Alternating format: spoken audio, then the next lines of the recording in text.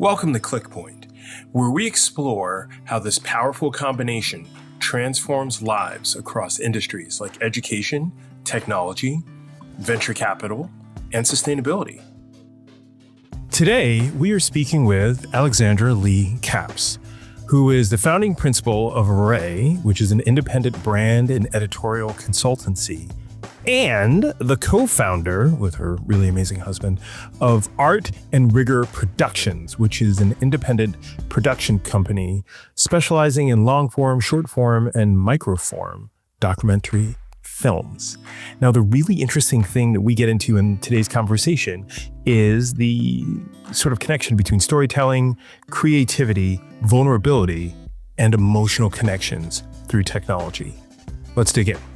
Thank you for sharing your time with me today and for agreeing to do this and for joining ClickPoint. People can't see the air quotes that I'm doing. We'll say it's a pleasure now because let's see what happens by the end. Wow. Okay. Let's set a temperature for the conversation. Oh man, the bar is low, if that makes you feel better. Right. So there's zero pressure. And I say this and because I'm supposed to do this and branch off to more people that I don't know, but I basically cheat and I just bring on all these brilliant people that I know and respect and love and get to talk to them about the confluence of technology within the jobs that they do. And then additionally, the delta between how they connect with people digitally versus connecting with people in person. And the really interesting thing about this, especially for you and I, is that I've only been in the same room with you twice. It's interesting. I was actually going to bring up the fact that although we know each other, KwaKu, it's not as if we have these decades of in-person meetings that have grown. I think as we age, as we mature as human beings, the radar and I think the magnetism to people that we have an opportunity to meet in life gets stronger. Yes. I think when we know we find someone that we connect with, that we click with, you feel that more immediately. You're like, this is my person. Yes. And I think you and I had that, and I had that with your wonderful wife. Yep. And I think we kind of had that instant, click. Like that moment. magnet thing. Can you say click and maybe throw a point in at a certain point? Yeah, I almost did. I was like, and subtle plug. Right. But I would say, you might be slightly filling your bench with some easy starters on 1,000%. It's not even starters at this point. It is not even starters at this point. Yeah. No. KwaKu, I wouldn't say as if, we went to kindergarten together and we can reminisce about, the 80s and the 90s together. I still think we can reminisce about the 80s or 90s. 2 conferences ago, we can go back. Wow. Not even years. You're thinking in terms of conferences. I love that. In fairness, because I have only seen you in the great state of Texas, sir. Which is wild. Even though we live in the same state. Neither of us really exist there except for, perhaps a week a year. Yeah. And I didn't even go this past year. So. And you were missed. Oh, totally. That's very nice. You were missed. Yeah. Right. So I would just encourage you to say, So maybe I'm like splitting the difference here with how well I feel that I know you versus how well I actually, or how long I have known you. And additionally, as you were talking, I was thinking in most instances I've been with you, we've been sitting down. I have no sense of how tall you are. Is that true? I think so. If you had to hazard a guess. I'd say 5'5". Taller. Maybe 5'6". Ooh, yeah. Okay. 5'8". Thank you. Although maybe You're slightly 5'8"? shy. Yeah, thanks, buds. Although my husband and I were having a conversation recently. We're completely off the rails, by the way. I still haven't asked the first question. We're going to come around. We're going to come around because I think that this will relate to your first question, or I will do pretzeling to ensure that it relates to your first question somehow. It Okay. might be the greatest liberal arts gymnastics I do of my life, but I'll bring it full circle for the audience. Love it. But we were talking about what our ideal height would be. You know, when you're a kid and you think, if only I could make it to this height. Yeah. What was your height? It's the height I'm at now, 6'1". 6'1" was the number. Yeah, it's like it was 6 feet. And actually, as I got older, I realized that I didn't want to like be 6'4". When I was younger, I was like, and I was playing basketball, I was like, I need to be a little bit taller to play in the NBA. And then I realized my height wasn't the barrier. It was more my coordination and my aptitude for the game. But then as I got older and I started like taking planes places, I was like, oh God, glad I'm not 6'4". So I feel like I landed at the right height. See, I said as a woman, perfect height for me would have been 5'10", which I think for many women they'd argue is too tall. Why? But my mom is 5'9", and so I thought that being tall would be incredibly dope.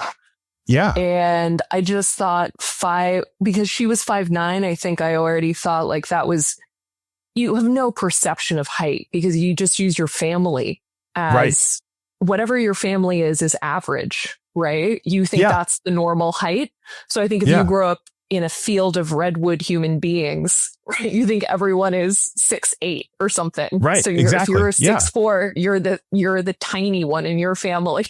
Yes. Yes. And I was just like, oh, if mom's 5'9", that must be normal height. To be tall, I think I have to be 5'10". So that was just the number in my head. But my dad was shorter than my mom. Oh, wow.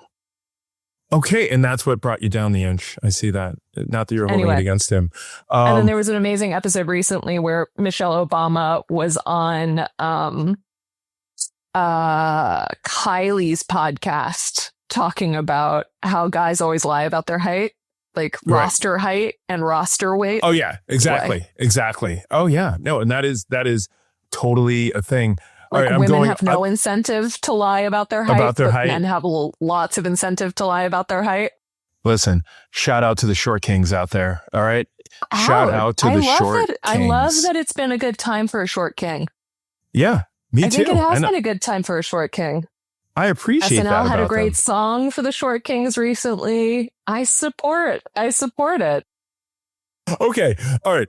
Before I could, because you're taking me off of this tangent. No, hold on. You're taking me off. I need to close the loop on this tangent. One, I have a lot of friends who are taller than me. And so I always thought I was average height or short, being 6'1". And it's just within the past 10 years that I've realized that people consider me tall. Number one. Number two, when you're talking about the way you relate to your mom's height, and this is really deep into genetics, but my mom's grandfather was Nigerian. And it's the only Nigerian sort of aspect within our bloodline. And so by middle school, I was the same height, if not inching towards being taller than my dad. And because, the Ghanaian men aren't typically as tall, so it was interesting when you're talking about that, so I didn't even have that. I was like, all right, I'm this height. This sounds good. I'm already taller than my dad, to your point. So this is the right height, and that worked out. I also heard an odd fact that no man is ever shorter than his mother. Oh, that's interesting. Is that a genetic thing? That's weird. Listeners, I don't know if that's some old wives' tale, but I heard someone's already fast forward. They're already fast forwarding at this point. They're like, wait, is this the right pod? Okay. All right. Welcome to Click Point. Take it back. where we talk about height and technology across all these different fields. Normally I jump right in, but I love this. I love I'm so sorry, okay. KwaKu. Don't apologize. I'm your worst guest ever. No, or the best. We're just changing the format. It's about flexibility. Okay, so I'm going to kick it off and ask the same first question I ask everyone. You haven't heard this question before, so I'm going to throw you for a loop. No, you've totally heard this question. Here we go. What inspired you to start using technology within, I'm going to say, your current-ish role? Because I feel like you have roles that have been evolving since I've met you. and, the few times I've seen you in person, what inspired you to really sort of leverage technology in that way? I mean, in fairness, I joked that I would pretzel our hilarious lateral conversation to make sense, but in truth, right? It is technology for me, I think in large part has been this explosion of how do we make people who are geographically distant feel close, right? And that for me has been the primary lens or the primary mode through which I've been able to use technology most effectively, most aggressively, probably in this latest iteration of my career. And that's in two ways, I think. First and foremost, I run my own consulting firm. And I think the basis of my consulting practice has always been around the interesting range of connections that I've made throughout my life, which allow me to connect the dots between seemingly disparate industries, seemingly disparate individuals. And I think in an era where those people, I would have had to rely on fax machines or, actually physically schlepping myself from point to point to connect people or to connect that information in more tangible ways would have been way harder for me to help people understand perhaps my value or the value of others.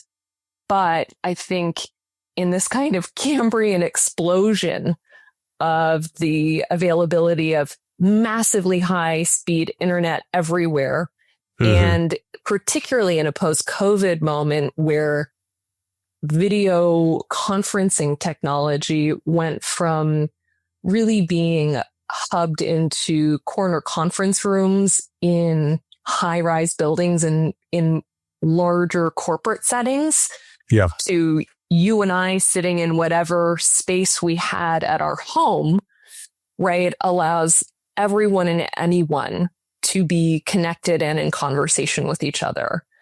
And so for me, I think that's been the primary mode of technology, just being so radically transformative to my business practice, to my life. And candidly, I think as someone who grew up all over the place with a career that took me lots of different places, has allowed me to continue to cultivate and to make good on all of the remarkable people that I've had a chance to know, because I get to still be in touch with them and to continue to build those connections and bring them forward in time. So that, and I just gave you this whole speech about like, don't date what we were talking about by saying anything. And I'm going to slightly do that. So I'm going to break my own rule. And we're like, as long as you break it, I didn't break the rule. We're 10 minutes in. So it's like, we've talked about height. So now we can do it.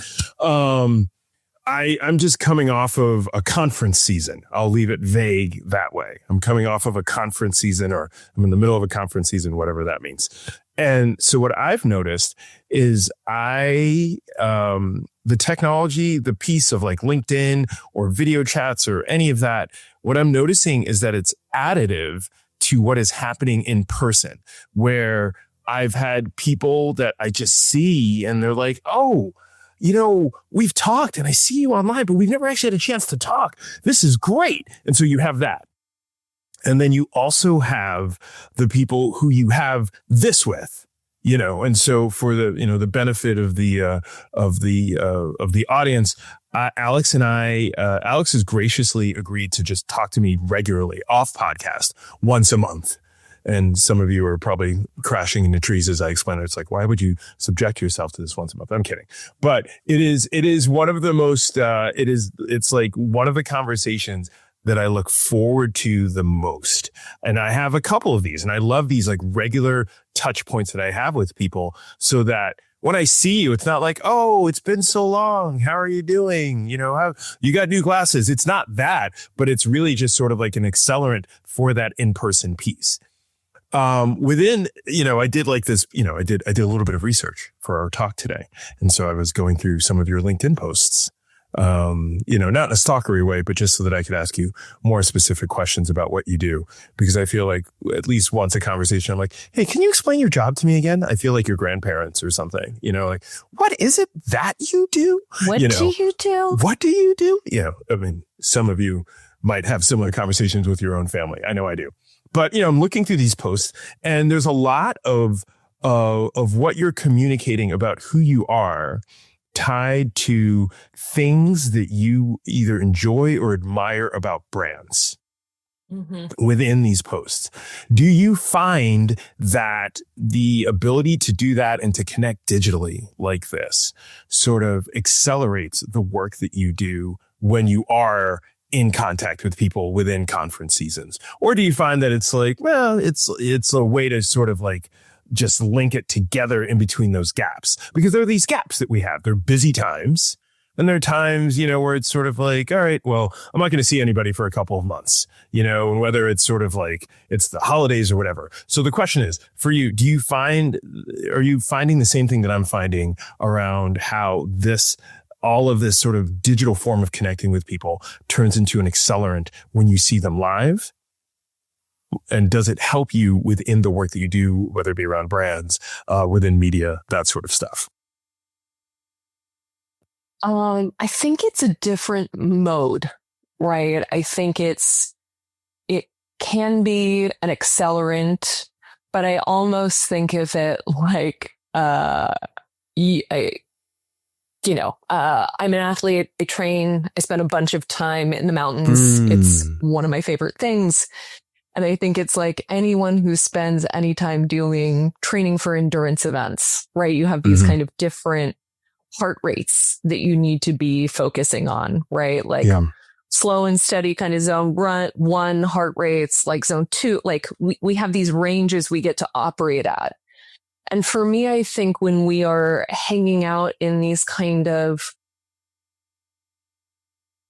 more in person, like these kind of digital spaces, these digital communities where we're getting to really observe, and oftentimes anonymously, right? And almost exclusively anonymously, unless we choose to,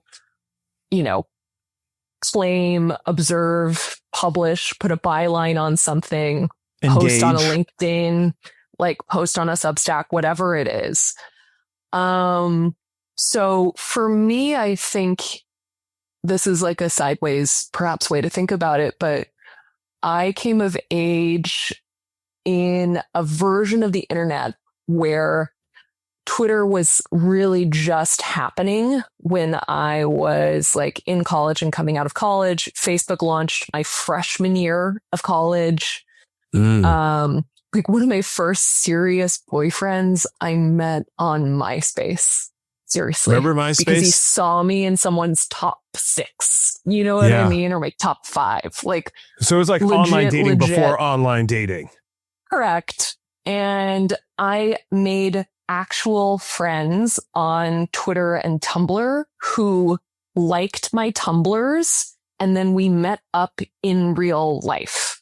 So I give that as just context, KwaKu, for how these things were really integrated in a way that I socialized in my late teens and early 20s.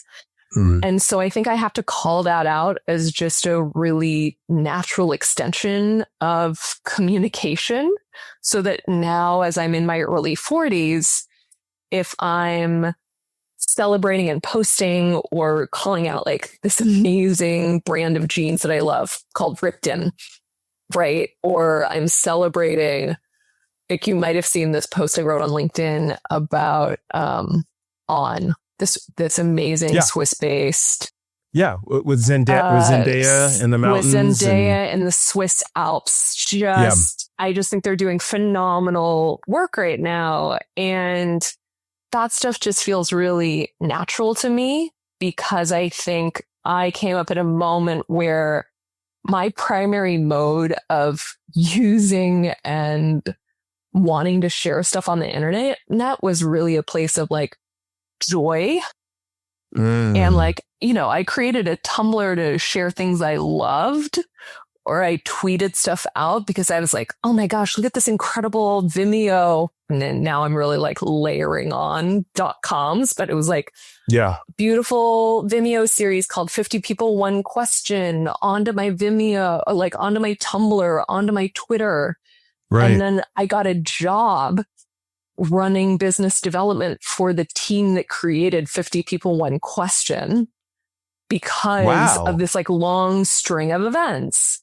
And so I just bring this up as an incredibly long-winded way of answering your question of like, I think for me, it's always been inextricably linked to just who I am as a person, and a natural extension of just like, if I saw someone doing something interesting in life, I would also just be like, I think whatever you're doing is super cool, or I love what you're wearing, or if I saw someone like, I don't know, doing a phenomenal piece of artwork in community or whatever, I would just like celebrate them and like whisper something in their ear, or want to tell you about it the next time we hopped on a random phone call.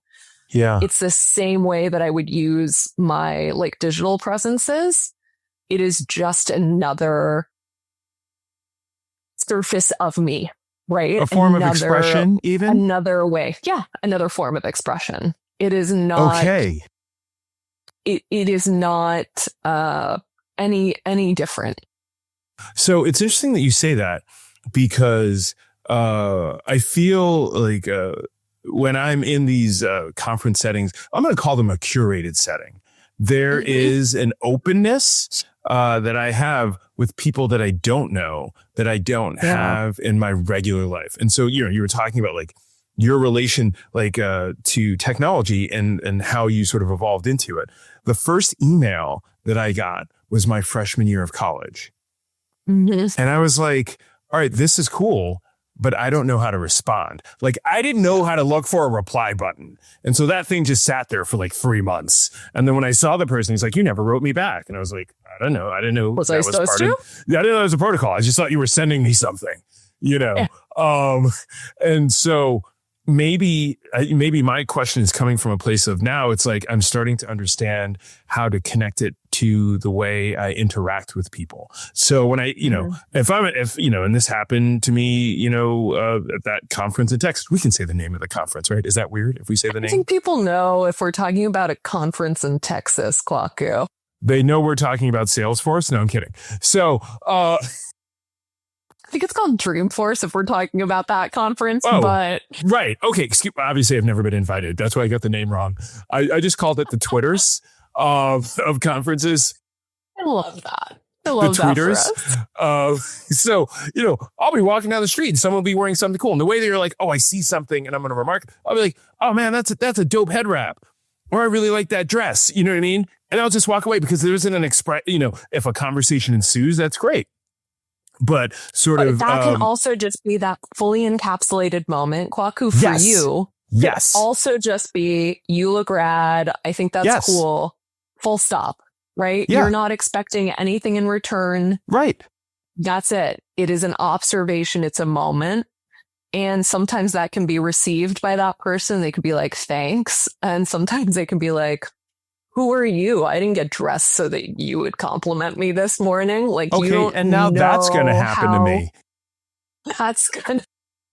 Thanks for putting that out. You're right. You're right. But it's funny because there was this, it's because I think that this is also part of the human experience, right? Sometimes I was in line at a grocery store once and there was a super awesome younger person at the checkout who's not like the typical person that's like checking you out at a Safeway, right? They had like just the coolest hair. They had this amazing eye makeup on. And I was like, this is not the usual person who is bagging like groceries, while I'm like buying onions for the week. Right. Like, what's your thing? Why are you here? How did we, how are we here? Like, we're paying bills, we're living our life, but like, you got up this morning and you were like, I'm going to be me. even when I am bagging groceries and like, you know, scanning cornflakes, like this is my life, right? And I get to be me. And I was just like, I feel like if this person got dressed this morning and did their hair and makeup, that they wanted someone to notice them, right? Because if they didn't want someone to see them, they would have just tried to blend. Do you know what I mean? They would have tried to be anonymous. So I just said something being What'd like, you say? Yeah. I just said, your eyeliner is amazing. And my husband and the individual looked really happy that I had complimented them on this. I love that. Yes. And I think we were in kind of a rural community. Do you know what I mean? Like I was not in San Francisco. Do you know what I mean? Where this, I'm going to call them a kid. They were probably in their early 20s, right? Like a younger person who was probably in a moment of figuring it out, you know, and was looking for some validation that taking a beat to be themselves was a worthy exercise and worth the time in doing. And my husband was like, how did you know that that person would react positively? And I was like, it was a real dice roll, you know, but my hunch is like, if you're bagging groceries at the Piggly Wiggly or whatever, and you're in a more rural community and you made that choice this morning, it's you probably need someone to just give you a wink and be like, you look pretty cool. Or to see you in that way. And to just take a minute. You know, I wasn't like trying to get a trombone out and like have a fair down the middle of the main street, but I was just like, you look dope, like good for you. And then move on. But sometimes you do that and it's not the move. And you got to take your licks with also the moments when you think, oh, that was the right call today. And I think the internet's like that too. Like some days you get it right and some days you get it wrong. And technology lets us be human. Okay. Oh, see, I'm already off script. I literally have like 60 questions here and I'm already off script, which is good. That was the point. So within your, and you deal with a bunch of different mediums. Some of it is social media. Some of it is film, you know, so some of it is one way and some of it is like a bit of a conversation. And so I'm going to ask you in both of those mediums, how would you sort of recreate the, how do I say this? Recreate the empowerment that you created for that person in the safe way in a digital sense, if that makes sense. So whether it is from a film sense, what are sort of ways that you've done in the past or ways that you're considering making people feel seen? And then in a social media sense, and it could be people or it could be brands, you know, because this ties into the work that you do. And then in a social media sense, the same way. And the example I would give, a friend of mine recently won an award. And so, you know, I saw that this person won an award and I just tagged them on LinkedIn. And I'm like, hey, this person is great. They've been doing this work for a while. It's great to see that they're recognized. And I find you can use LinkedIn in a variety of ways. If you want the views, then you tag 60 people. I'm just giving away all the secrets because that aligns with the algorithms. More people are clicking on it and they're like, yeah, okay, I'll throw this dude a like, or hey, thanks for seeing me or including me in this. And then sometimes I will just tag someone, and there's nothing to do with what I do for a living or anything like this, but I just want to just acknowledge them. And if they see it, that's great. And if other people want to like it, that's great. Or if they want to repost it, that's great. So that's me. And I'm not a brand person, or a deliberately brand person or a person who fully understands branding or digital interactions in the way that you do. What are some of the ways that you do this in the different mediums that you work in? Yeah, the thing that immediately sparked, and I think it actually builds on exactly that anecdote, that story you just shared, is I think for me, the continuity has always been around specificity, the specificity of a story that we choose to share, right? And I think about, my career really started in fundraising, but I think the first time I really spent a significant amount of time in the digital sphere was I was an early hire at Doctors Without Borders in their international office working on digital campaigning, right? So I was helping establish and build a lot of the early online presences and identities for MSF, Doctors Without Borders, building up campaigns that activated, activists, whether those were, like we used to call them activist grandmothers, because a lot of older women in particular, specifically, with the truly specifically, like it is not a stereotype. We had incredible volumes of women who were in their later years who wanted to use those later decades of their life to leave the world in a much better place, but also all ages, all the way down to college or university students, right? But I was helping build up the early Twitter. At the time, Facebook was still actually the main thing because Instagram was not around yet. But like, how could we use all of these tools? How could we tell stories that telegraphed what difficult situations were happening in places that were really far afield from where a lot of supporters for MSF lived versus where the people who we were supporting and helping get better access to medicines lived their life, right? And the stories that tended to move the needle were not necessarily our data-driven stories, right? They weren't about the incredibly smart advocacy work that our scientists did, like saying, the disease has this level of penetration in these markets. Right. It was, here is an individual human being who is having this experience with their drug-resistant tuberculosis. This is the number of pills she has to take in a day. This is how long it takes her to get the medicine. This is how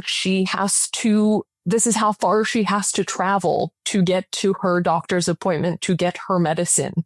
Yes. This is how many people have to help her take care of her children while she does et cetera, right? These very specific stories.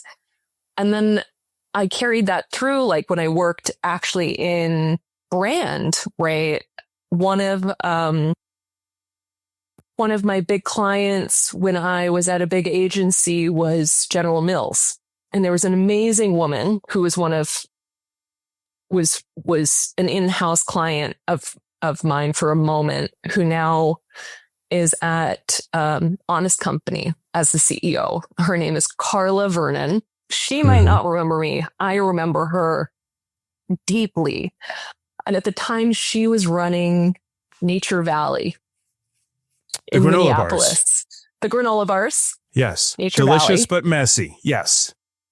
Delicious, messy, but literally probably in 8 out of 10 of the people who are listening's bags right now. Yes. Just in case someone gets the munchies. You, your children, your grandma, your grandpa, whoever, right? Yeah.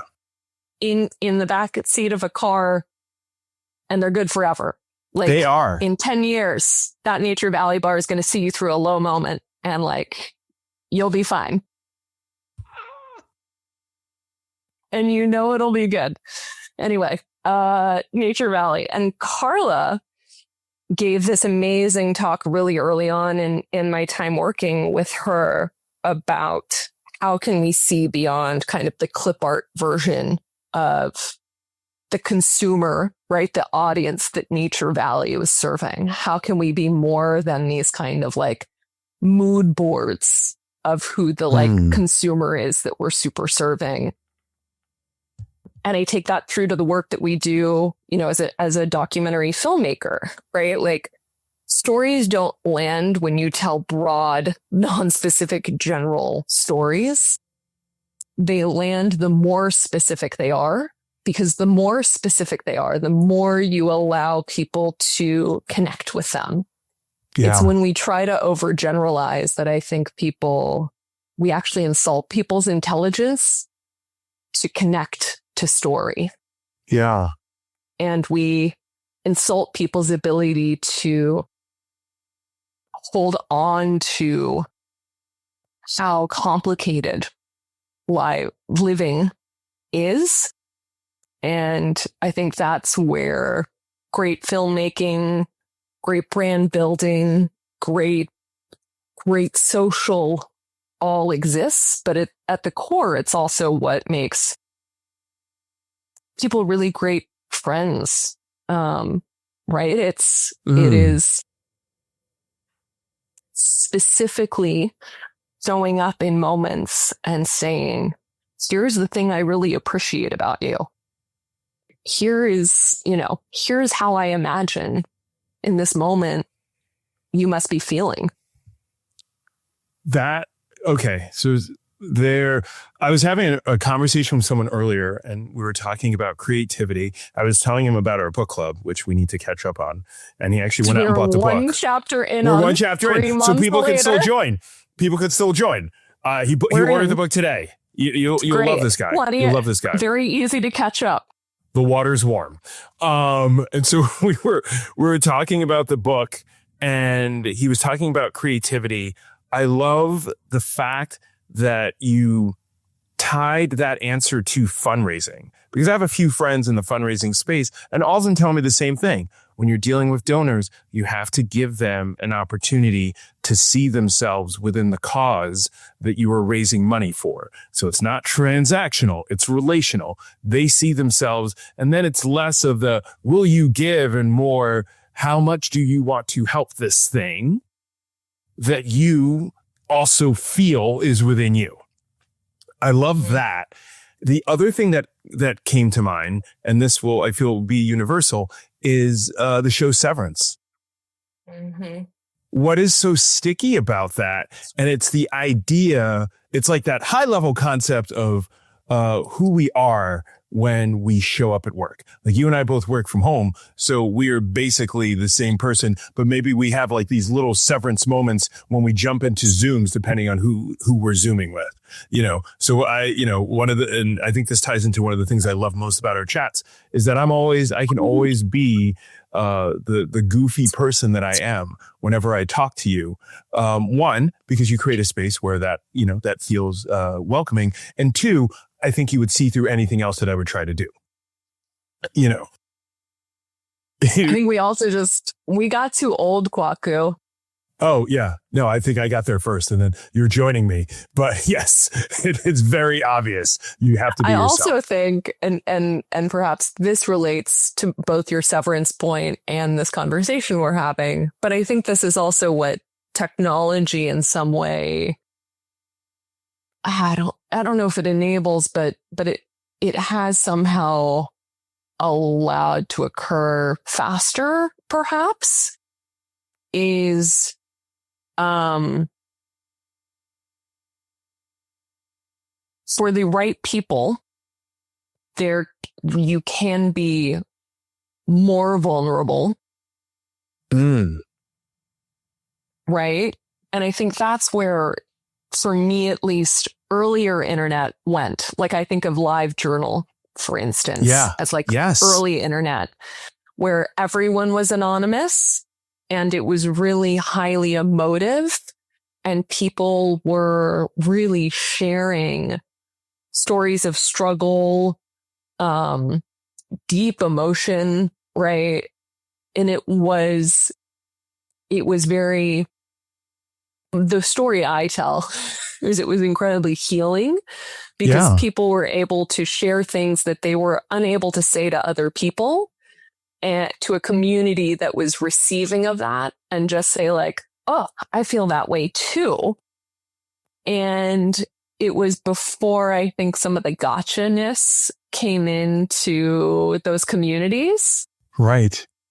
And that I think is where, like, where some of this technology is allowed for people to become more expressive, and where some digital campfires and like finding your people, like that part of technology and technology enablement, I think has done a lot of beautiful work for a lot of people.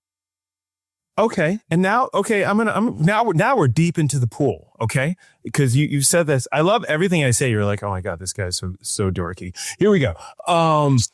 As you were talking about this, I was thinking back in the 90s. You like that? It was like deep bass in that dial. I can't get there, dude. I don't have the... in the 90s. Well, yeah, it's also it's mostly the microphone. It's mostly the microphone. A little bit of vocal training, mostly microphones. So, a lot of have you talked about your days professionally doing some of this stuff, KwaKu, on the podcast? I'm sorry. Who's asking the questions here? Let's save that for season 1 wrap. Right. Can we get some of your early... yeah, now people are going to be scouring. No one's scouring anything to find. I used to do a little voiceover work. No one's scouring anything to find. But actually, I'm going to tie this to this. So in the 90s, in my youth, the medium that I used most was music. And I was in bands, and you'd write songs and you'd write lyrics. And there was something beautiful about being able to talk about these really deep emotional things, and then sing about them every night. And the people in your band never really knew your lyrics except for the stuff that they had to sing along with. So that wasn't there. So you could be as emotional as possible. And every once in a while, because I was a fairly unsuccessful musician, but every once in a while someone would come up to you and be like, at one point someone's like, I really love this song. And you like, this thing was really inspiring to me. And what was that about? And I was like, actually, it was about me feeling really depressed and almost like, to almost suicidal at this point. And he was like, oh, well, that's weird, because I played it for this group of kids that I work with, but the point being, not the audience I intended. Not the audience, but lyrically it wasn't there. But the intention, the point being that you had this medium where you could communicate with people, and you could communicate with them in this safe but anonymous way, similar to what I think that sort of translated to the internet. And so the analogy that I was thinking of was Kurt Cobain. Kurt Cobain talked about all of these things in kind of cryptic ways, but that were dark, and you could feel what he was saying, but you didn't know that much about him.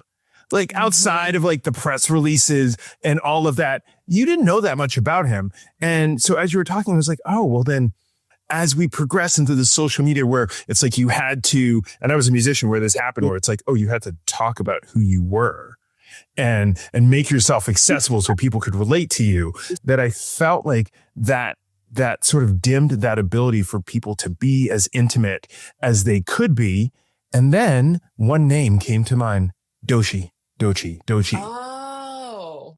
Who literally just blew that out of the water in the way that she, like in her last album, which I think is her first major album, I'm not sure, but in her last album, the one she won all the Grammys for, she had this whole process where she let people into everything on social media before the album came out, and built that intimacy. So that when the album came out, people knew her. And Lizzo is another example of that. It wasn't as specific as Dochi did it, but she was on social media in a really specific way where people got to know her beyond her music, but could connect to her in this deep way. And so I'm curious, as far as scaling connection, do you have an opinion on which one of these approaches would be the most effective? I mean, maybe this is a weighted question. Which one do you, I guess, prefer? And which one of these approaches do you think is more effective today? So I think the best answer, and maybe this is, it's kind of a non-answer, is I think what I would want is the choice, right? And I think now there is a little bit of an established playbook, right? Where people feel they have to have this level of intimacy. And while you're bringing up these examples of extreme intimacy, right, of vulnerability, of inclusion in the creative process, of disclosure, right, of kind of these, there being no boundaries, right, versus what we see perhaps on the flip side of like Tapo Roan speaking out. I think about the incredible invasiveness she feels to be completely available to a certain kind of fan. Yes. Or you see people like, and I don't know how he speaks about this right now, but you see artists like Frank Ocean who become incredibly prominent and people adore, but then who really have to pull very far back for whatever reason and choose not to create publicly for extended periods of time. And then when they do emerge, like he did at Coachella a few years ago, are not treated well. Yeah. And I think what I would want for people now is, because we've seen this cycle of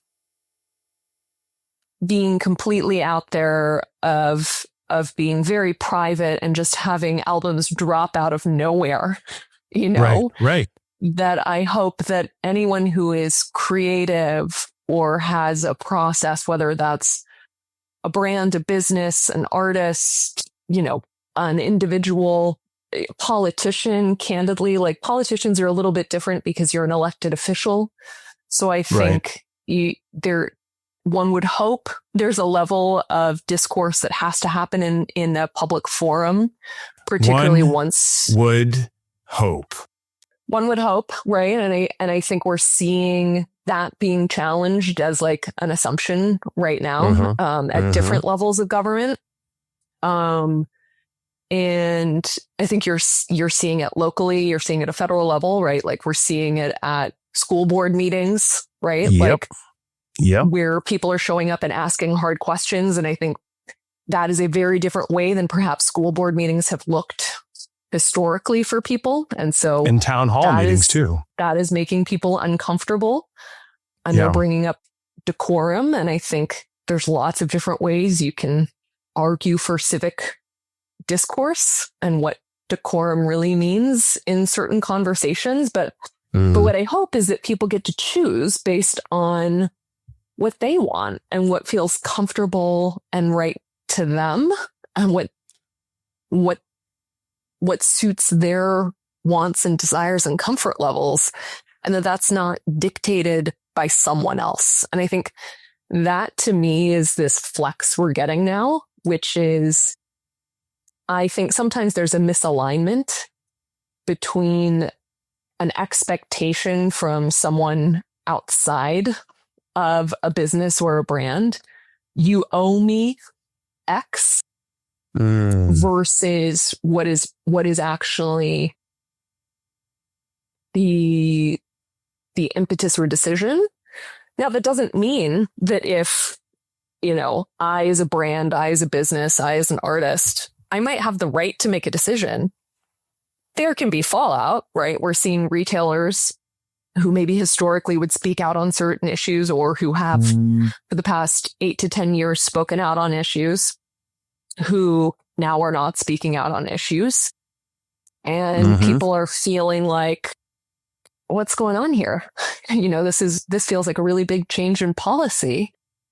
And they're calling them out on that. And I think that they have every right to do that. But I'm sure that someone very high up at each of those companies said that that was a risk.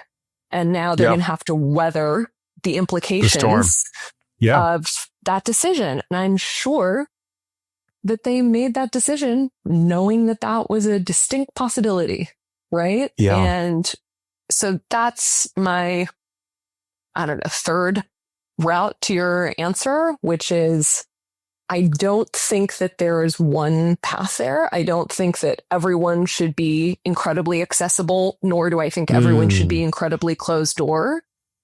But I think we are beyond the point where people should waffle. Yeah. Well, I mean, we were beyond that point. I don't know if that is actually taking place now. All right, I'm gonna be less cryptic. Yeah, yes. I'm gonna move on from that. I agree. I'm gonna just say that I agree. All right. The bad part, or the bad news I'm about to share with you, is that this always goes so much quicker. I know you're like, there's more you want to talk about. So I'm gonna ask you one last question. This one's a softball. This one's an actual softball. Great. It's very light. I like a softball. It's very easy. Is it ever a softball with you though, KwaKu? See, I'm that's not what I'm saying. sure. The doubt is creeping in. I know. It is creeping in. You don't know what's going to be said next. This is the piece. This is the softball. Is there a book, a TV show, a piece of media that you're currently enjoying? Ooh. Really, that you're like, and so this is whatever, we can, people watch things on delays. I'm always conscious of not trying to freeze things in time with these podcasts. So it could be something old or whatever, but something that you're enjoying. And what is it about it, if you can, in like a minute, that is just like just drawing you in, where you're like, this, I love this because of this. Okay. I love The Pit, which is a series on Max, stars Noah Wiley, among many other phenomenal actors, which covers a day in the life of one shift in an ER in Pittsburgh. And the concept is, I think it's 15 episodes, so every episode is 1 hour in the shift. It is phenomenal. It's phenomenal. It's a phenomenal television show. It goes back to that point around specificity. I am not a doctor. My older sister is a doctor. But it has been written about by many people as the most honest depiction of what working in an ER could ever be like. It gives voice and presence to all of the people who work in an ER. It's not just, the doctors, it's doctors, nurses, it's the cleaning staff, it's, the janitors, it's, people who cover the waiting room, and it's phenomenal and it's intense. Like, the nurses speak Tagalog, right? Because they lean into the fact that so many of the nurses in our country are Filipino or Filipino. Yeah. And it is remarkably great. And again, I think it is because they do a phenomenal job of respecting the intelligence of their audience, not saying we have to tell you every single detail about this person's backstory, but understanding that you can hear a snippet and you know what's happening with someone. You can hold on an actor's face and trust that they are incredibly good at their craft and can convey enough all of the pain and emotion without having to spend a whole episode explaining why they're so hurt. Yeah. It's really excellent. And I think it's a super special show. So The Pit, amazing. All right. Now I'm going to have to take this recommendation. I've been afraid to watch it because I'm like, it's another hospital show. I can't watch another hospital show. But now I'm going to watch this. Very good. More importantly, thank you for your time, your wisdom, your cool, distressed camo jacket. I love that jacket. I've seen you wear it before and I'm a big fan. But just thank you for making time to, jump on this podcast and have fun and, and answer some. I learned a lot today. I think next time I see you, I won't ask you what you do because I have a little more context, but who knows? We'll see. It's always changing. I appreciate you, KwaKu, and everything you're doing and building in the world. Just Yeah. It's magical. Thank you. All right. For those of you who've listened, made it through all of the height conversation, I'm hoping that you got as much out of this as I did.